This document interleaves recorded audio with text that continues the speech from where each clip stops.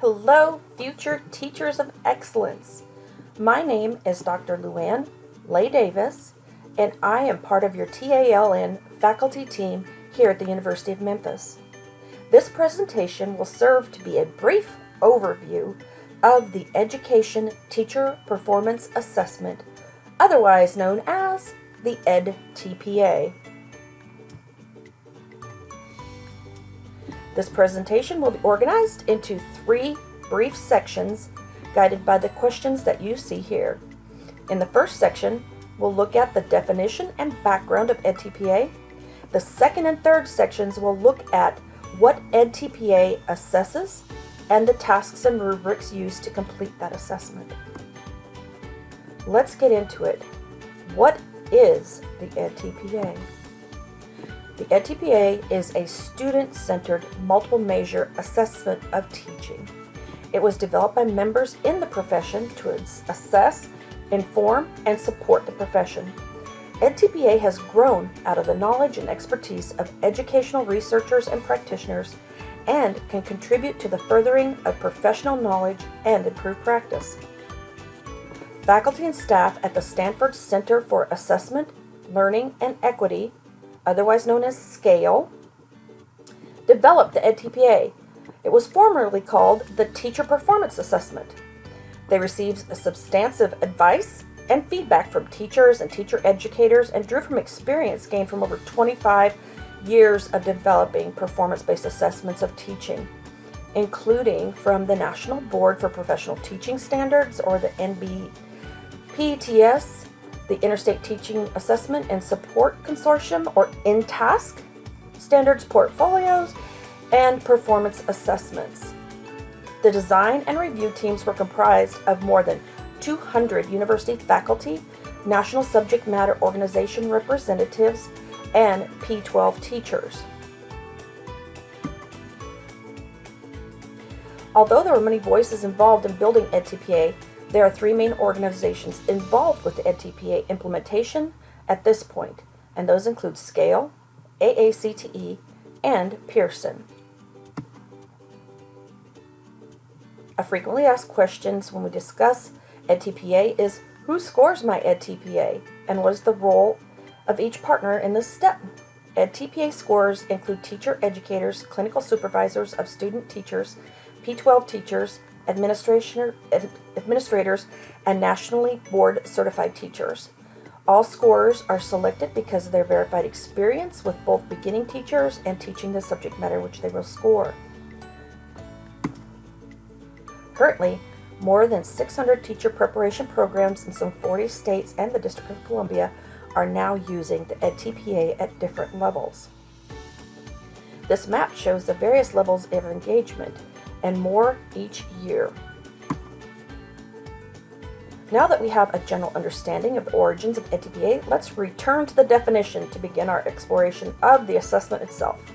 Notice the term student-centered in the definition. The edTPA encourages student-centered thinking and instruction. The whole focus of teaching is moved from the traditional understanding of delivering content to the learner-centered focus of impacting student learning. edTPA tasks require that candidates, that's you, to demonstrate and reflect on how your planning, teaching, and assessment practices draw upon and affect the learning of the students in their classrooms. The definition also calls attention to the fact that this assessment is composed of multiple measures.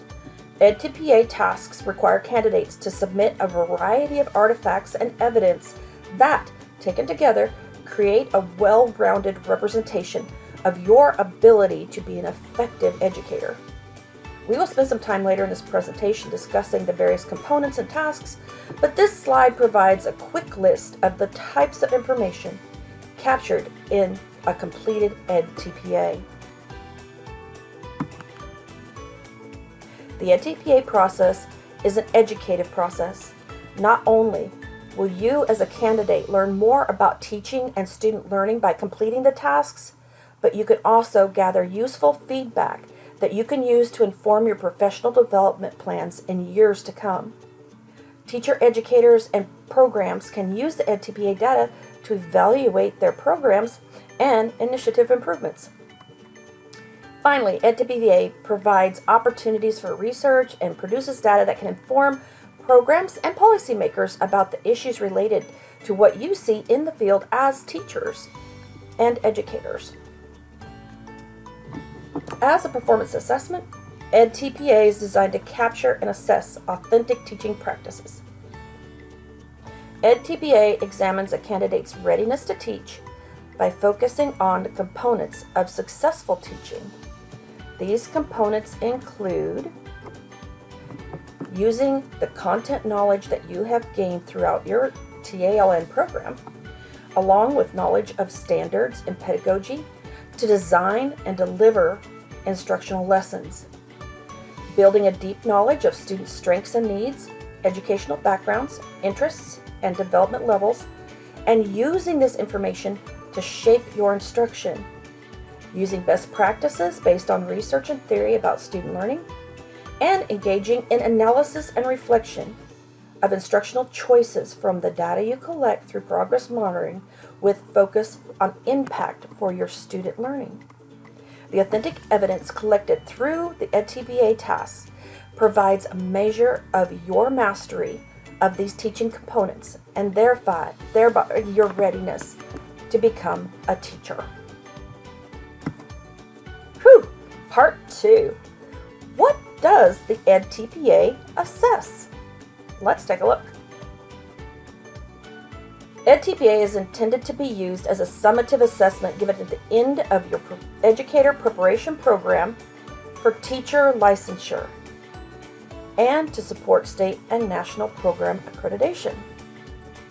Essentially, it is an assessment designed to answer the one big question: are you ready to be an educator on your own?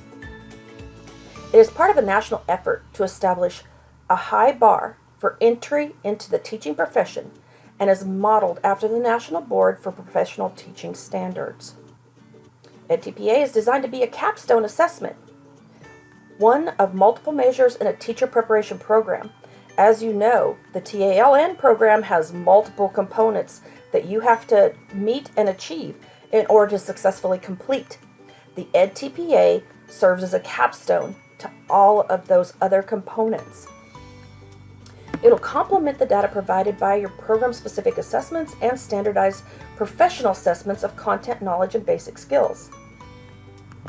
It will complement faculty observations, supervisor evaluations, mentor-teacher evaluations of your coursework, your field work, your clinical work, and as a capstone assessment, it integrates the components of a successful teacher that are at the core of the TALN Teacher Preparation Program. So let's take a quick look at what is all included in the edTPA. It assesses your ability to effectively plan, deliver instruction, and assess that instruction and your practices to ascertain whether or not they align with the criteria set for effective teaching.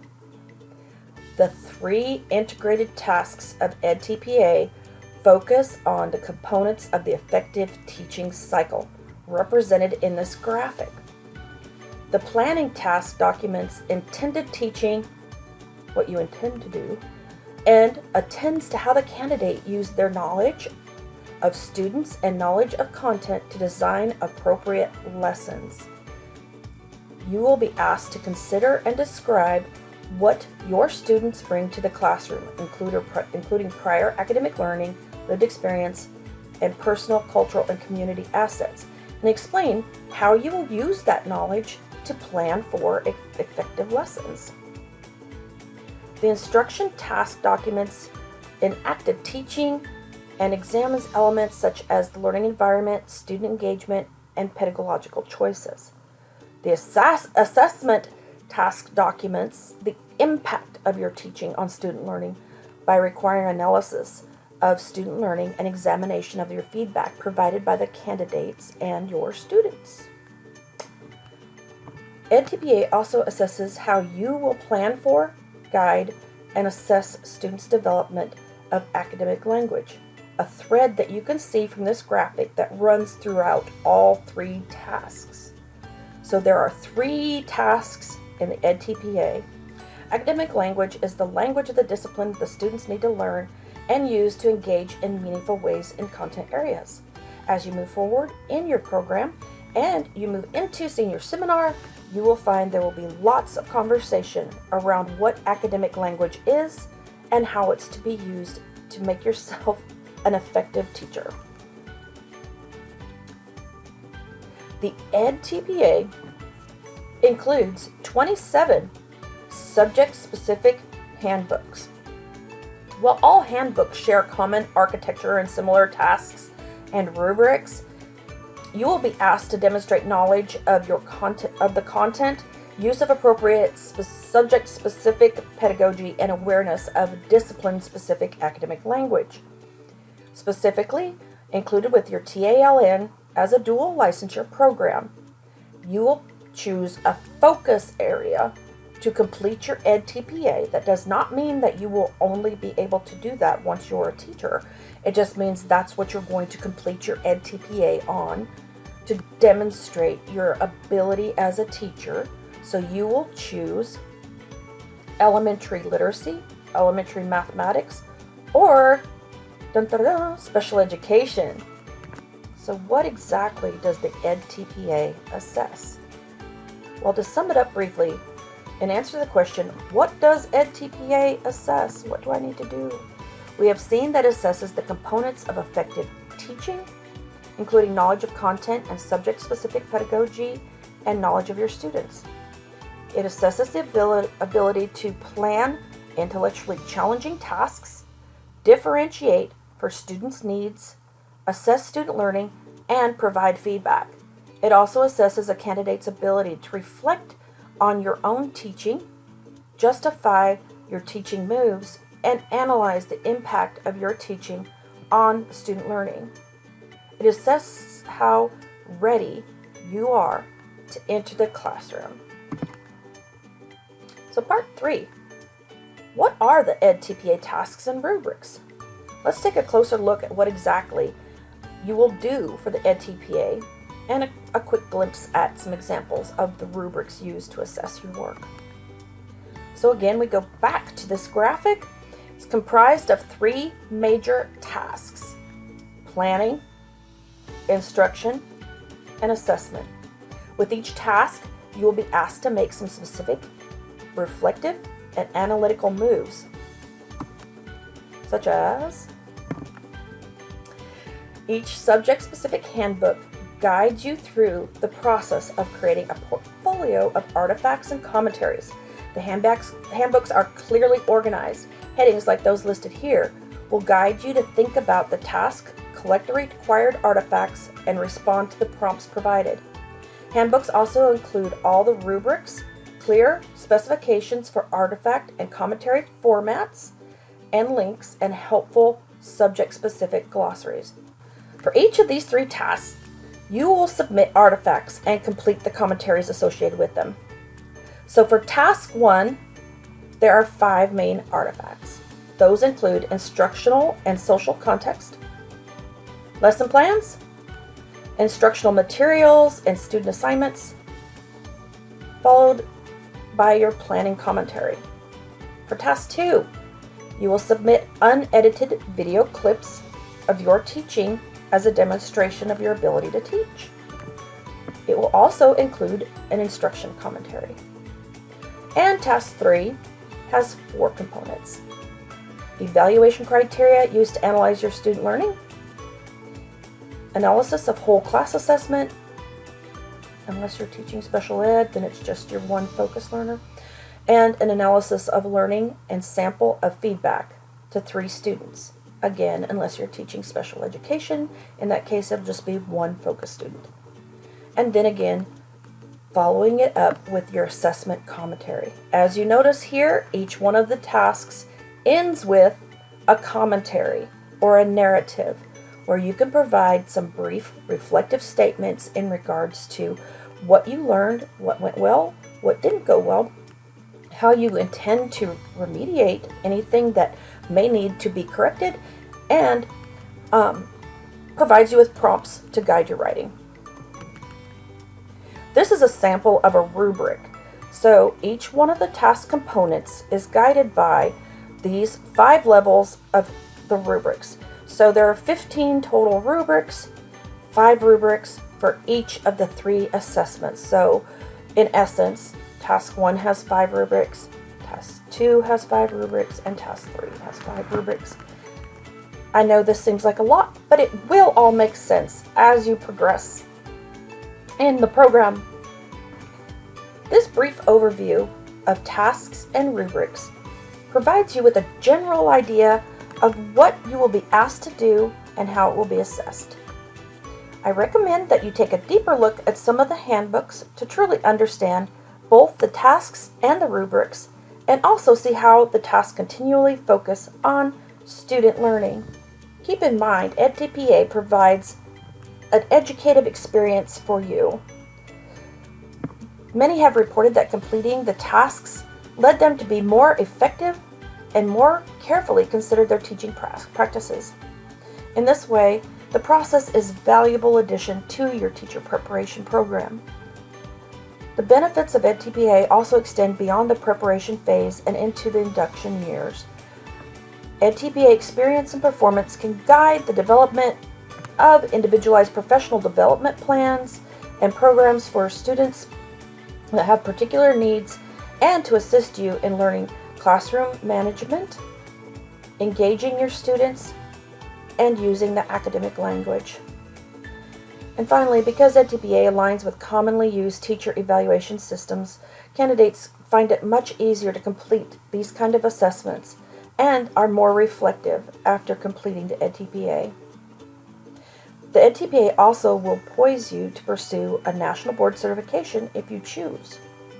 More edTPA information will be coming in your near future.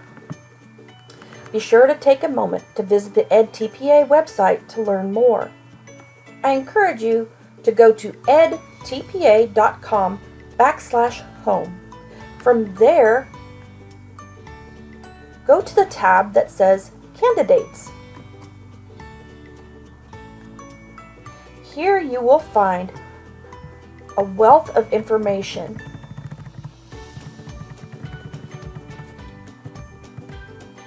And I highly recommend that you take a moment to acquaint yourself with the website and all the resources that it has to offer. Thank you all very much for your time and attention, and have a wonderful semester.